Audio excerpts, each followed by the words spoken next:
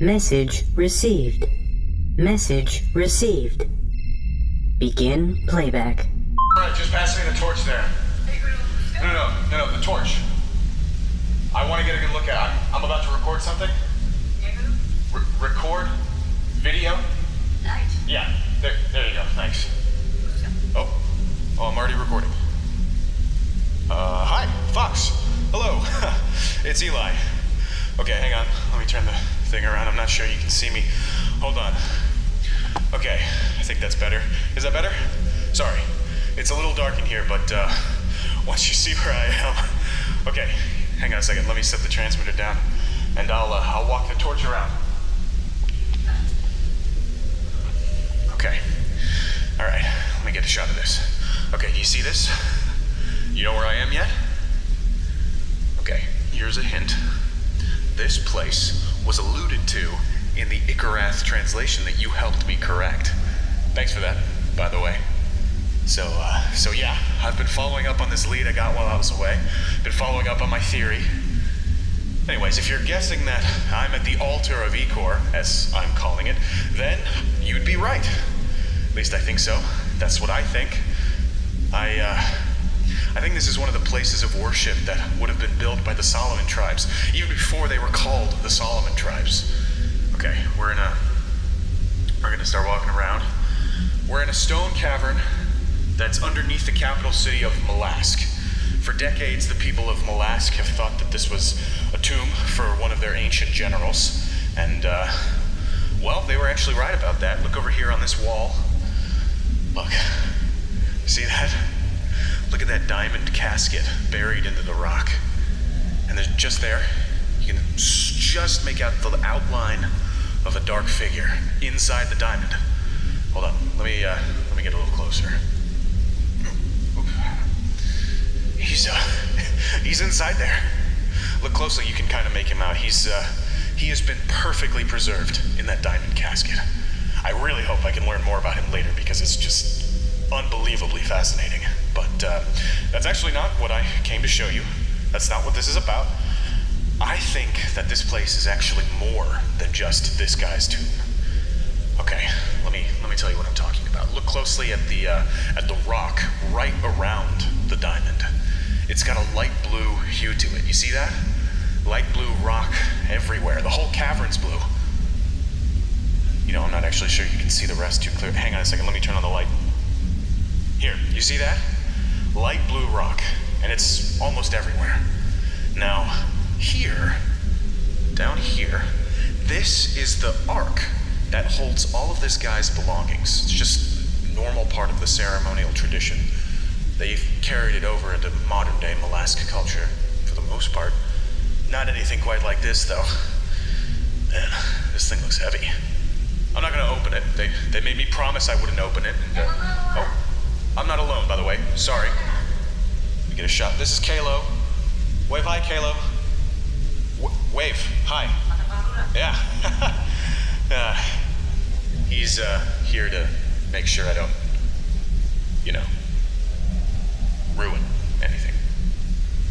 You know, the city plans to open this site to tourists, so it's a dumb idea, right? No offense, Kalo. No offense. Anyway, this is the ark that I'm not supposed to open, and I won't, but I don't have to. Here, take a look with me here, because it's really subtle, and it might not register in this low light, but if I can just get a good angle on it. You see this stone plate that makes up the lid? Very smooth. You just gotta love the detailed etchwork on the sides, dating back to the height of this general's period. Oh, did I mention that this guy was a general? Sorry, if you can't tell, I'm a bit scattered than usual just because... Okay, well, you're about to see. Now, look down here at the stone that forms the base of the ark. Notice anything? The same etching, the same smoothness, and it's a light blue color, like the rest of this cavern. Meaning that this rock was cut from a place nearby, but the lid to this ark isn't blue. It's got kind of a pale white color. I don't know how well it shows up on the camera, but it's a natural color, and it isn't faded or painted or anything. There's no residue. The scanner shows no sort of heat treatment to it. The only thing that's been done to this stone is, well, it's been cut and chiseled. Exquisitely. Kalo, quite exquisitely. But, do you see the implication? I mean, I don't want to get ahead of myself, but honestly, it's hard not to.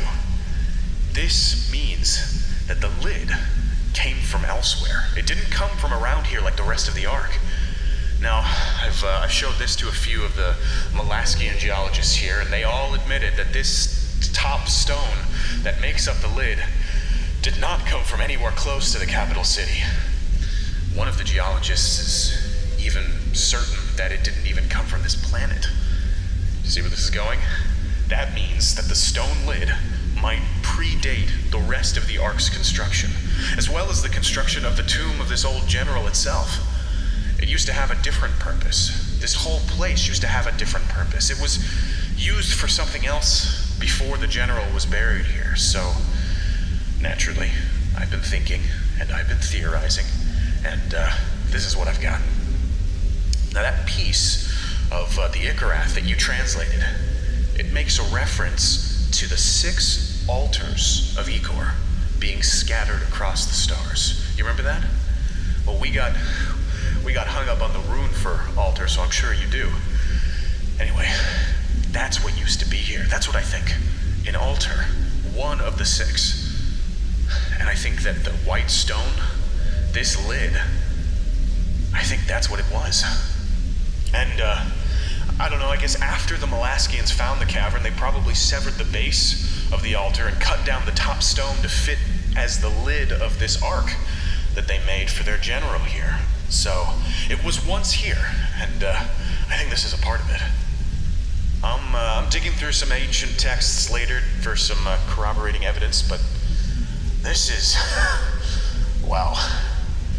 I hope I'm not making something out of nothing. I guess the big question for me now, assuming that this is all true, is why an altar? Were they worshipping Ikor? What tribute did they present here? Why isn't there any of it left? The story itself doesn't really answer that. It leaves it a little vague, but I don't know, man. I'm on a hot streak here, Fox, and I really want to hear your thoughts to make sure that I'm not going crazy. So, when you get a chance on all of this, just, I don't know, hit me up. Okay. Kalo, you ready?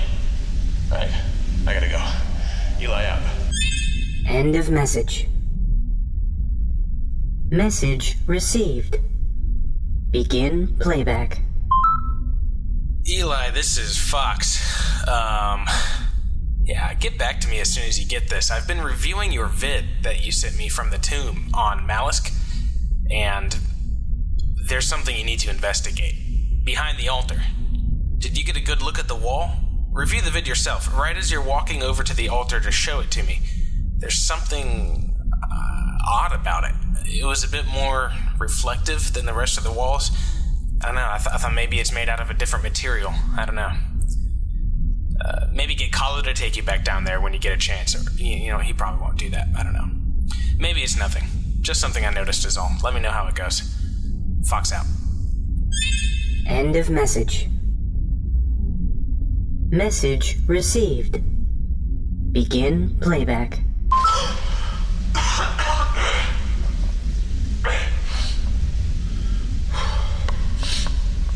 Okay.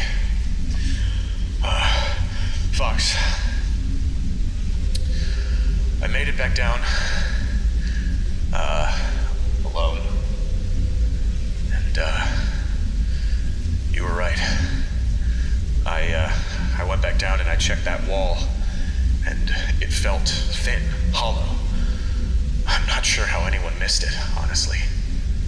But it was clearly a false wall, so I broke through it just now, letting the dust settle. Turns out there's a battering ram in that ark where the altar used to be, almost as if they wanted someone to come and find this place, but I don't think they had a good grasp on the concept of ventilation. So it's a little musty here for a second. Give me 1 second. Okay, I'm coming. I'm filming this opening.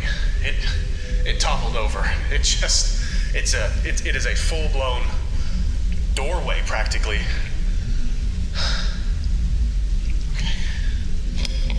Right. Wow. Wow. Okay. This is a small space, but I'm shining my light on what seems to be the only thing in this room. Looks like it's a mural. Alright, just in case you can't see it properly, let me get an angle on each of these things. It's a mural, and I'm seeing a man and a woman. They're kneeling. They're facing each other. It's in a profile. That's the man on the left. That's the woman on the right. And there's someone standing in between them. They have an arm extended out to each of them, each of the man and the woman, the kneeling people, the kneeling couple. And well, I guess as you can see here, his face has been scratched out. Some parts of this mosaic have been, almost looks like they've been chiseled out of there, but not carefully. I'm not sure what this means. But I gotta get some snaps of this before I go, and I have to go soon before Kalo realizes I gave him the slip. I don't know, just take a look at these. I'll send you more of the close-ups later. The hell is this? Okay, Eli out.